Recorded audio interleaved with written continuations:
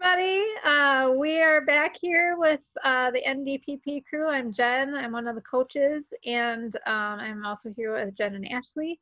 And we are on week 7, or a revisit of week 7 of the program. So last week we talked about getting more active, talked about some tips and tricks and fun ways to add some activity in, using things like increasing our activity, like by time, distance, adding weight or resistance, some fun little things. I'm curious to see if people did squats at the stop signs, all that kind of fun stuff. And this week we're going to be talking about burning more calories than we take in. So it's kind of taking some of the stuff that you might have, that we revisited the last couple of weeks, and applying it to this week as well. So speaking of, did you all get to use some of the fun tips and tricks that you were talking about? Did the unicorn head come out, Jen?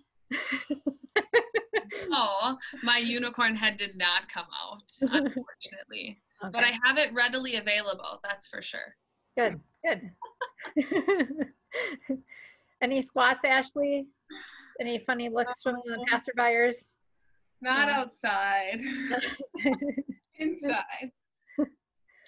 Well, that's all good too. You're still doing them.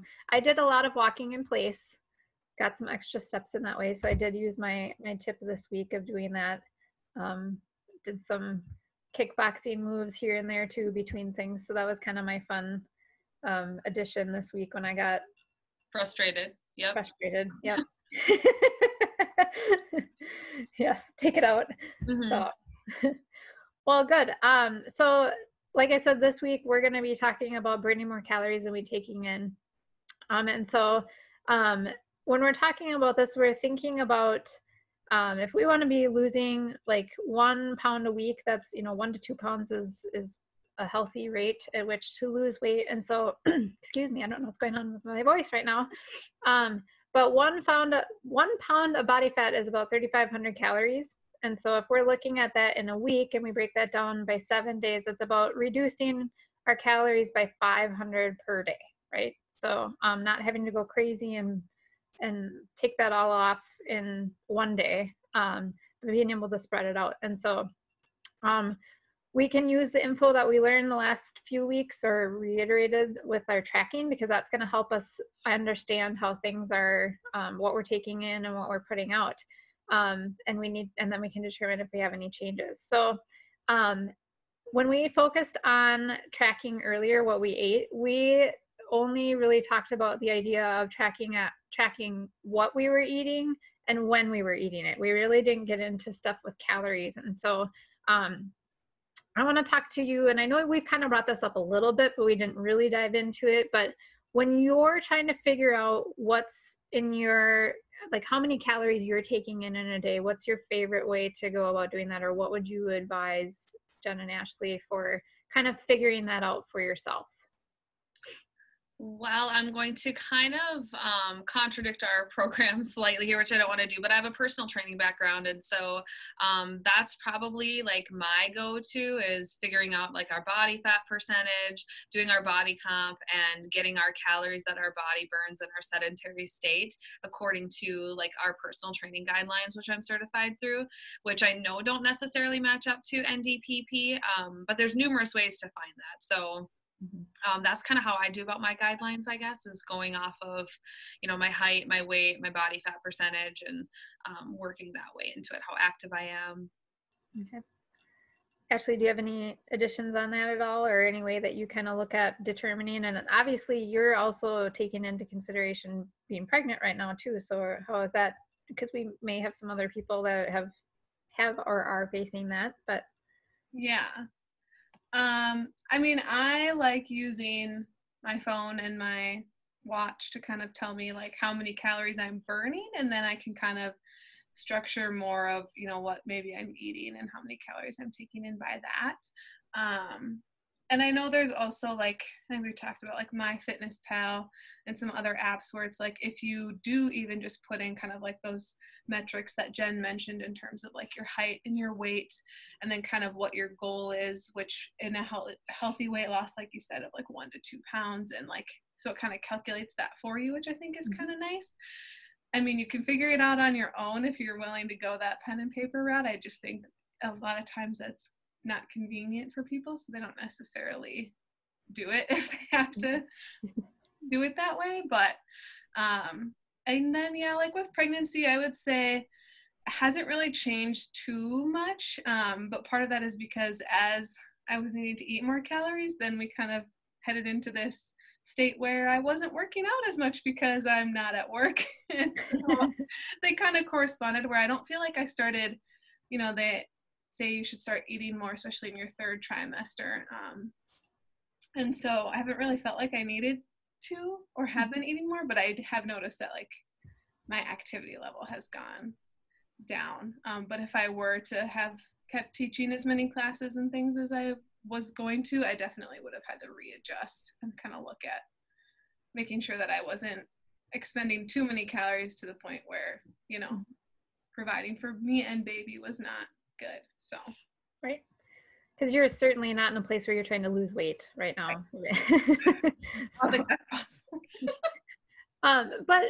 So I know that, you know, pregnancy is one way that we're thinking about how we might have to adjust things too, but like as we're figuring out the amount of calories that we need, other things might come into play where we might have to adjust even periodically. So for example, if somebody is injured and they aren't able to do as much activity, they might have to adjust their calories then more so than like their activity during that time period. So it's important to know that things change, you know, as we go along, and we need to adjust. It's not just like set it and forget it.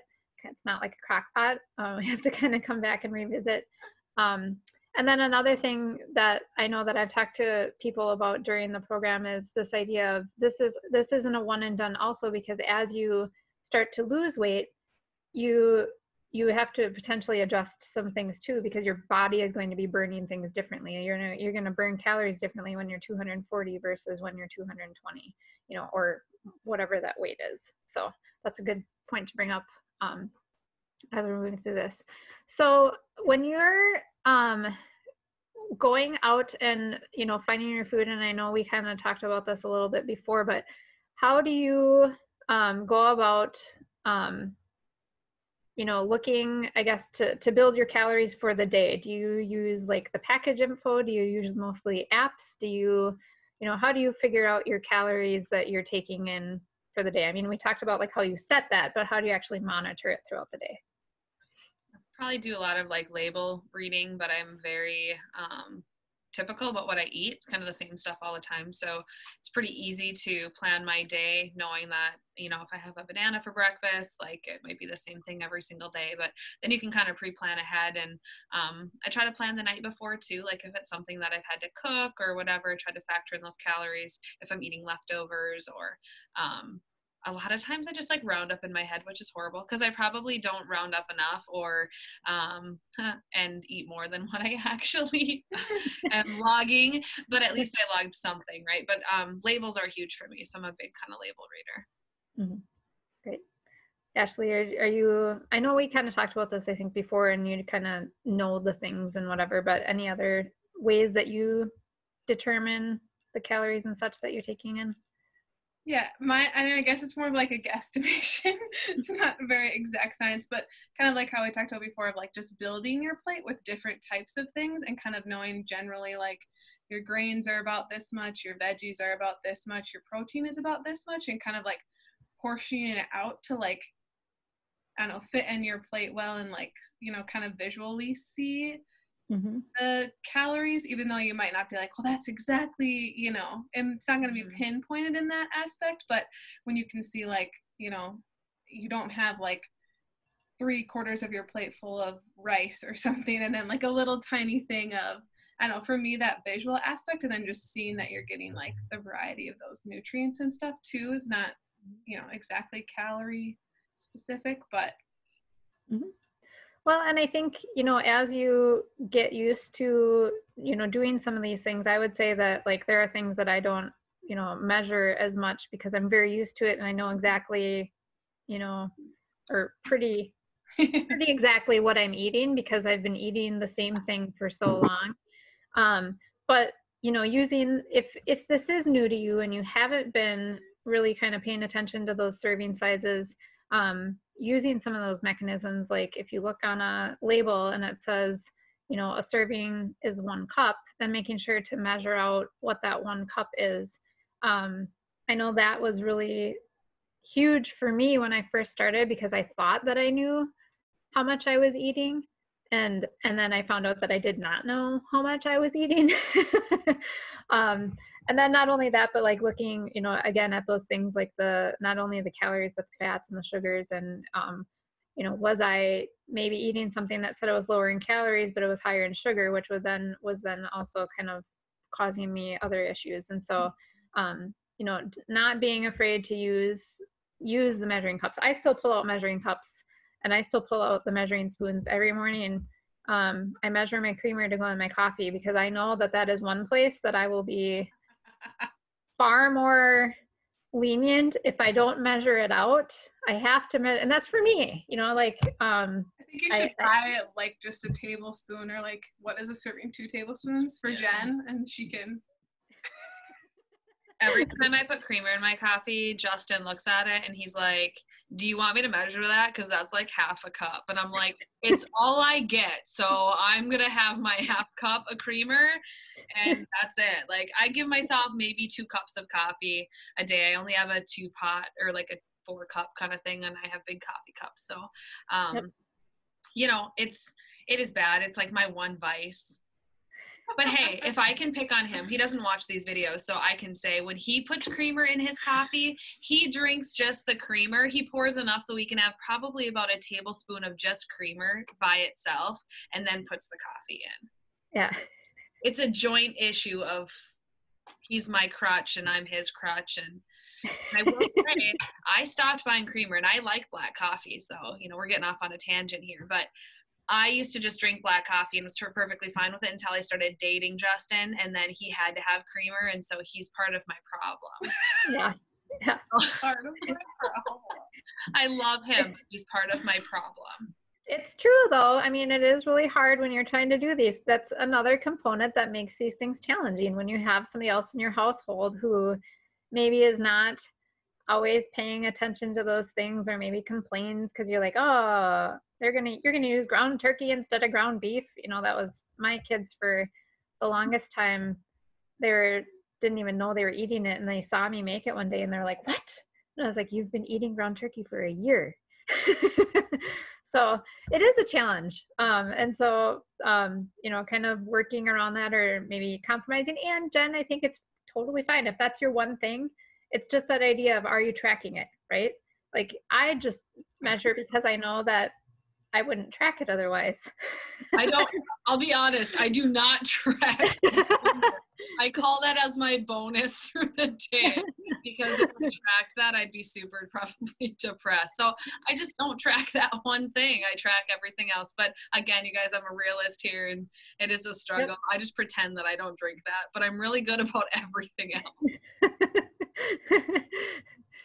And, you know, if there's the one thing, as long as we're not doing that with everything, you know, because that's where it gets that's a slippery slope for me. When I stop measuring everything, that's when all of a sudden I'm like, oh, well, I can eat this handful of this and then maybe add a few more in. And before I know it, I ate half a bag of chips or whatever.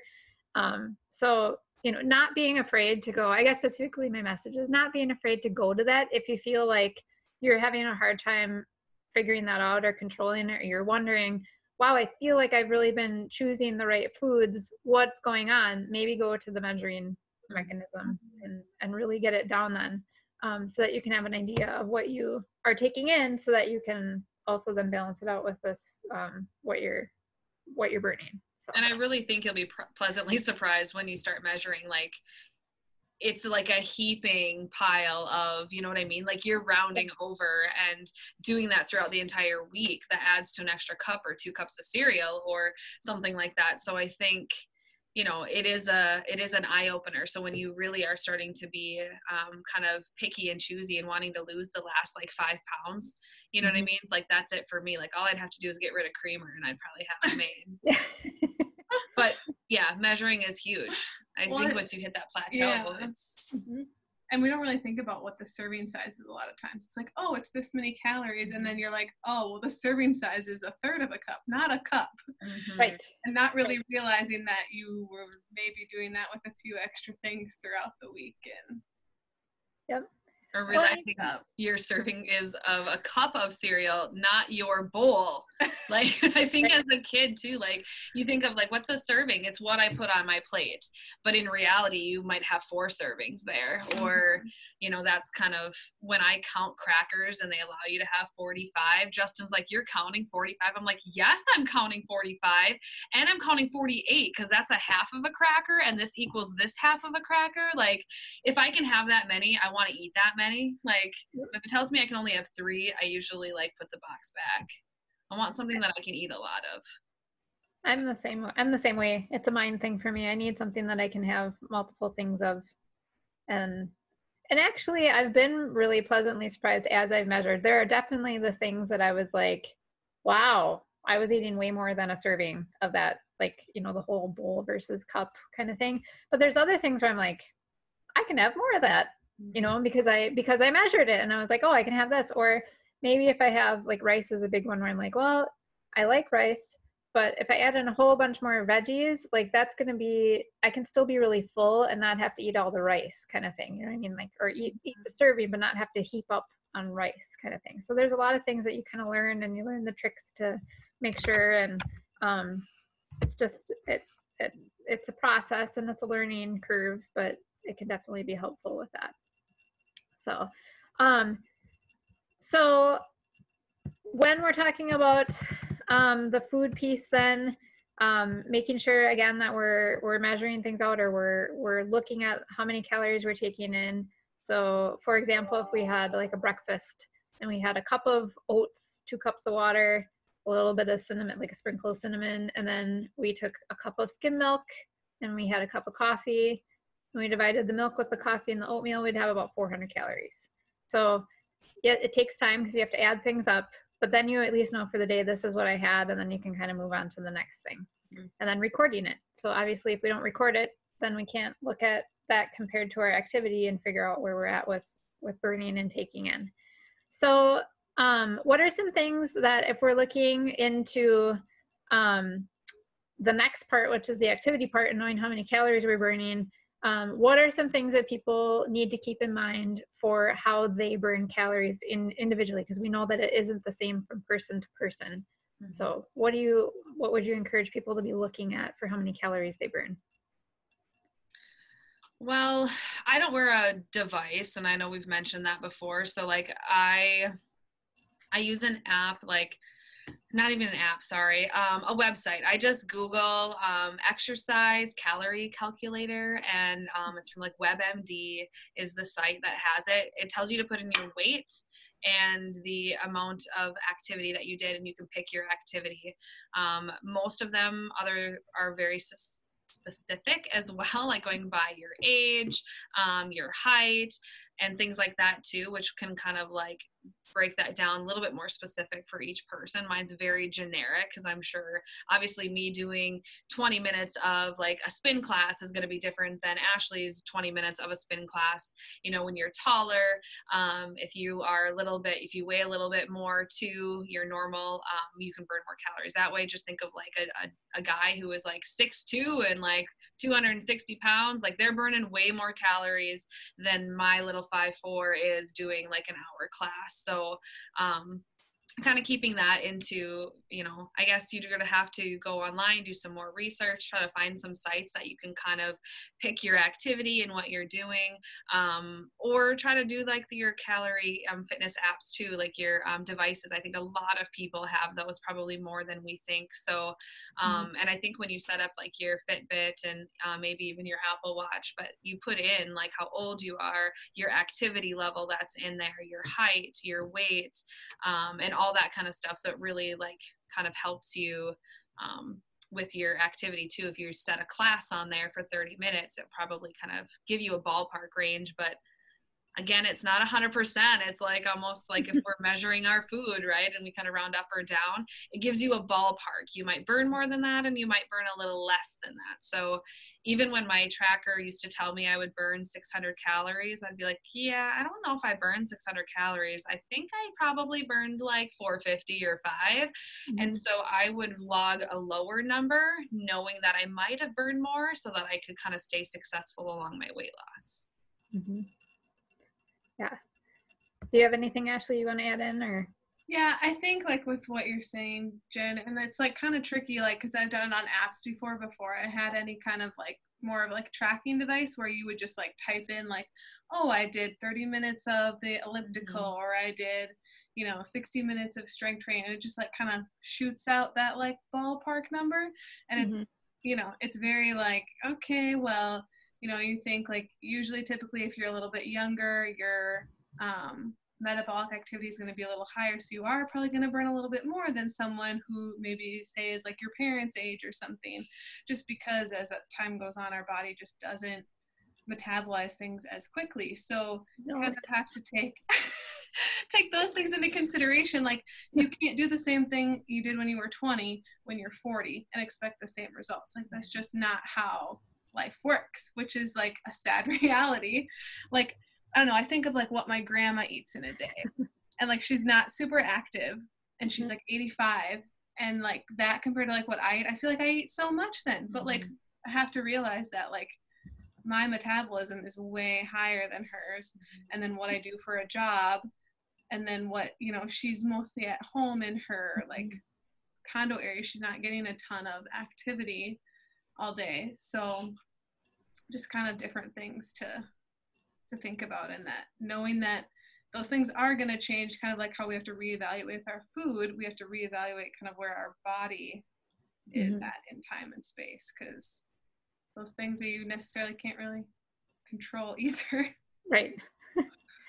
No, and I'm glad that you all brought up like different things to keep in mind, because I think sometimes people are like, oh, it should be across the board. I even hear that sometimes in fitness classes where they're like, I burn this many, and the other person's like, I only burn this many. I'm like, yeah, but you're this tall and you're this, I'm just kind of talking with them like, it's okay. Like you also are two very different people.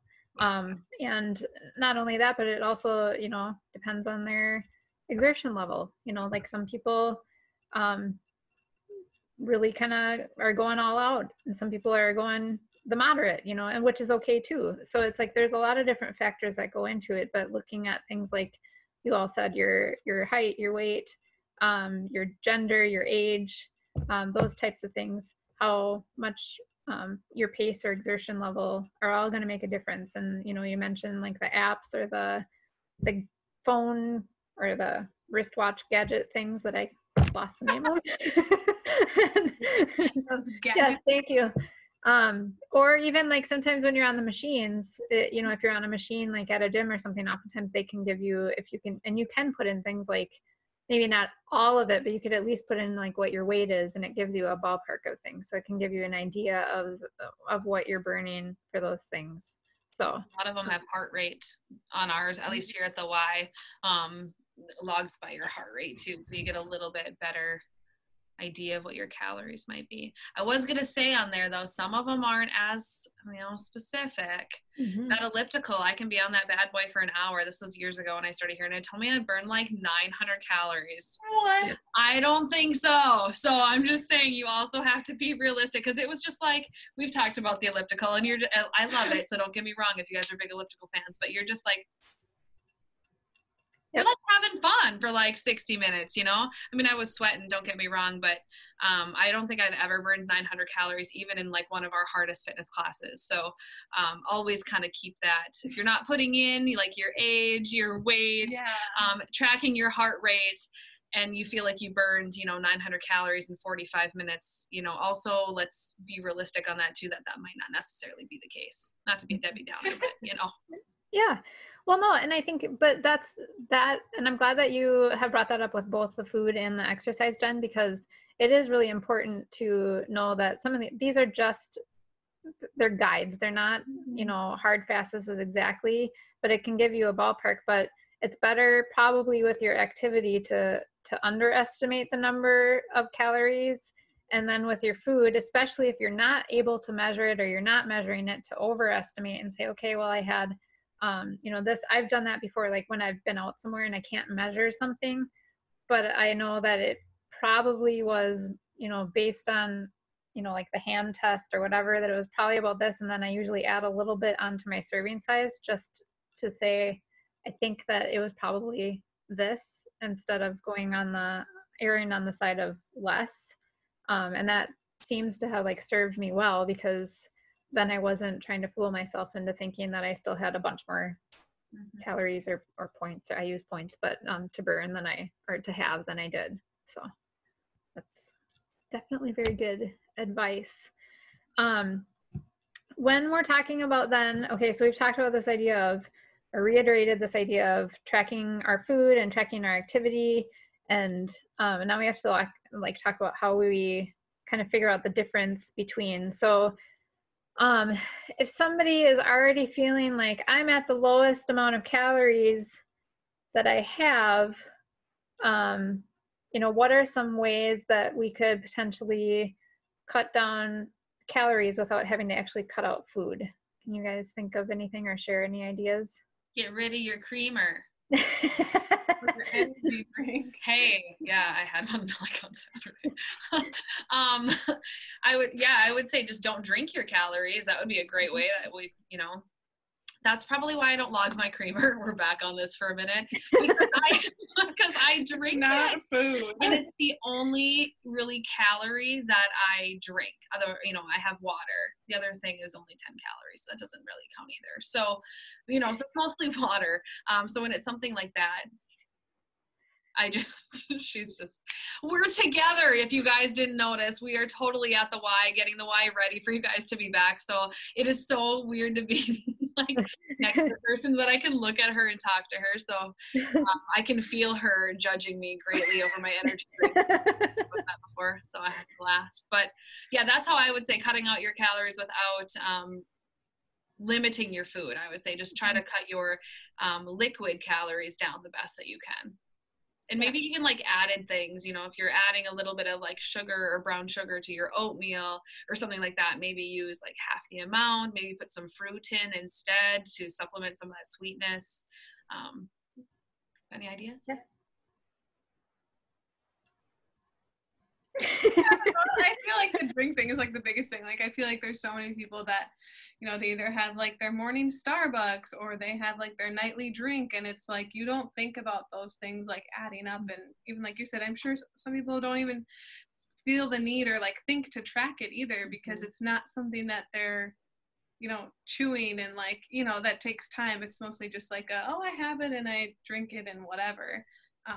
Or maybe pop or something else that you kind of have during the day that's just those added calories that's not really giving you any nutritive value to help you in other areas too, not helping you feel full either. So right.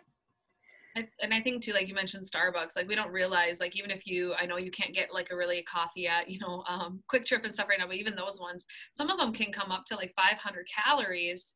And that's a third of my calorie intake for the day. So if you start to think of that, I mean, that is literally your breakfast and snack for the whole morning, just in that little drink. So, but fountain soda, same thing. Some people go for, instead of the coffee, they go for like a fountain soda or a juice. So definitely watching the things that we're drinking can make or putting into our drink kind of stuff. Not to pick on the creamer part, but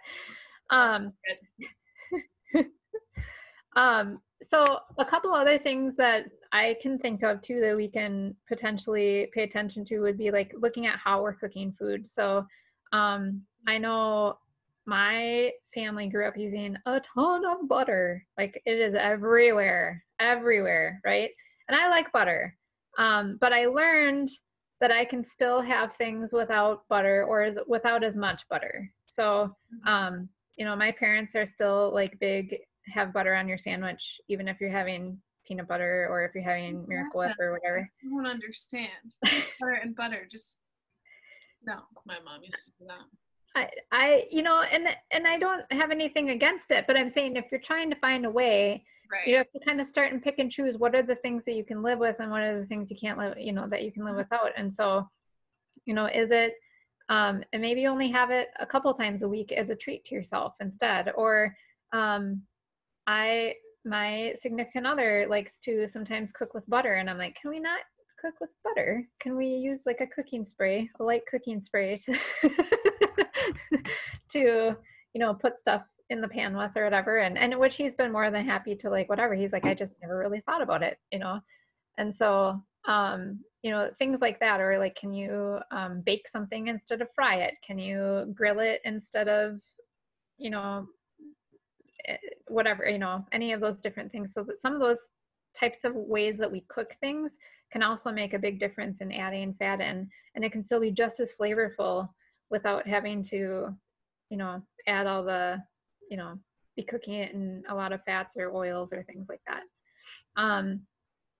Also, a thing that I think of is just even sometimes like swapping even part of a food out. I know I mentioned like the part about like rice. If I'm having stir fry, I like stir fry, but instead of having a whole bunch of rice, I might have a little bit of rice and then, you know, load it up more with veggies instead, so that I still get that rice, and I get full, but I kind of swap some of that out. Or I'm a big person who, okay, I'm going to show you, this is my veggie cup. I've got my carrots and my cucumbers here because I like crunch, and instead of eating chips, I'm like, okay, I'll grab carrots and cucumbers, and that helps me with that. And not that I don't have chips, but it just helps me do that more often than eating the chips. So are there other things that we can do to kind of help with that ratio of burning calories to taking in? So we talked about some of the ways that we can actually physically reduce some of our calories, but what other kinds of things could we do to kind of increase the gap between what we take in and what we put out? So we can adjust our food. What else can we adjust? Well, you can be more active. We talked about that. Yep. So we can. Did I win? Was that the right You question? did win. Yay! Yeah, so we talked about being more active too, or it could be a combination. Like we said, if you want to lose a pound in a week, you have 3,500 calories that somewhere need to kind of disappear, right? So that could be, maybe it's 250 calories of creamer out the window, and then we burn an additional 250 calories. Maybe it's, I'm really gonna focus in on the exercise and I'm gonna do a little bit more burning, and I'm gonna keep my food where it's at. Or maybe I'm gonna adjust more with my food and keep my activity where it's at because I don't have time to add in activity or things like that. So there's a bunch of different ways that we can kind of balance things out. What do you think are some of the challenges that people face with this balance and getting that figured out for themselves? Well, food is tough. I mean, tracking your food is hard. Reading labels is hard. You get discouraged very easily when you know, like, I have to remove all this stuff. I mean, I get sad just thinking about the fact that I might want to give up creamer, like when you kind of do those decisions. So, feeling like you're going to be depriving yourself by limiting so much on the food side. And then when it comes to like activity, then you have all the extra added pressure of like, oh my gosh, I have to add an extra 20 minutes to each workout today because I just got to this new level in my fitness. And for me to continue to lose, I have to step up here or decrease here. And maybe you can't physically decrease anymore on your food. Maybe that's like as low as you can go. And so now it's another extra day of being active or longer workouts or lifting heavier weights. And sometimes that is stressful in itself of like, maybe you don't know how to make that next step. Maybe you're not ready to make that next step for either one. So welcome to my life, guys. This is where I've been at for the last like 8 years.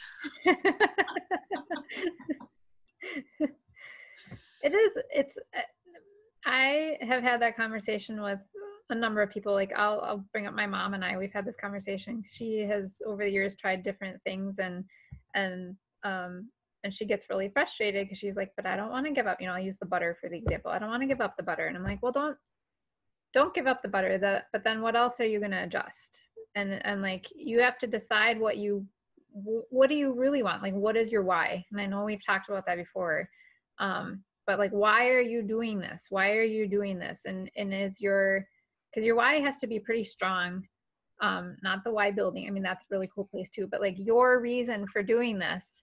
And then, if you really want to do what you say you want to do, meaning like lose some weight or tone or whatever, then you have to figure out some way to make that happen. And sometimes that does come with adjusting things. But it's hard.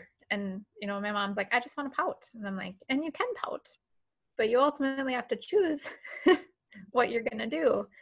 And then again, I'll circle back to this idea of just, don't cut out everything that you love because it won't be sustainable. Just make sure that you're paying attention to it and planning it in, or at least if you had it, being able to be accountable to it and say, okay, I had this, and now what else do I need to do throughout the week to balance that out? Mm-hmm. But it is a balancing act for sure. And it's hard because it's never ending. Not like you get, it's not like you get to your goal weight and all of a sudden you're like, well, I'm done. So I think being realistic too is like huge. And I mean, we may look at the body mass index charts and we may look at what your height and weight, what is recommended for you. And not always is that the case. I mean, like that's what I struggled with when I first was on my weight loss journey of things, is that my ideal weight according to that is like in the low 120s. And that is nowhere even close to what I am and where I've, like my body's like happiest. That's what I like to say. Like I might physically not like the number, or maybe like I don't have the size clothes that I necessarily want to fit, but it's where I can maintain, I can eat what I want. I feel really happy consistently. About your appearance and how you look. You're as active as you want to be, but yet you don't have all that extra added stress. So like being realistic of what's your like body's happy zone. It's not, mine is definitely not like 120. Mine's not even 130.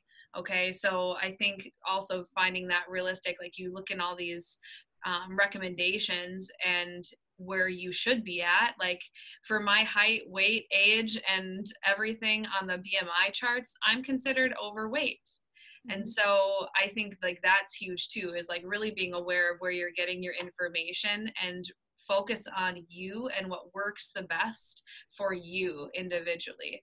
And maybe where you're at right now is your happy place, and this is where you just figure out how to maintain and give or take like 5 calories either way, but don't be so hard on yourself too. There's your balance at the same time. Yep.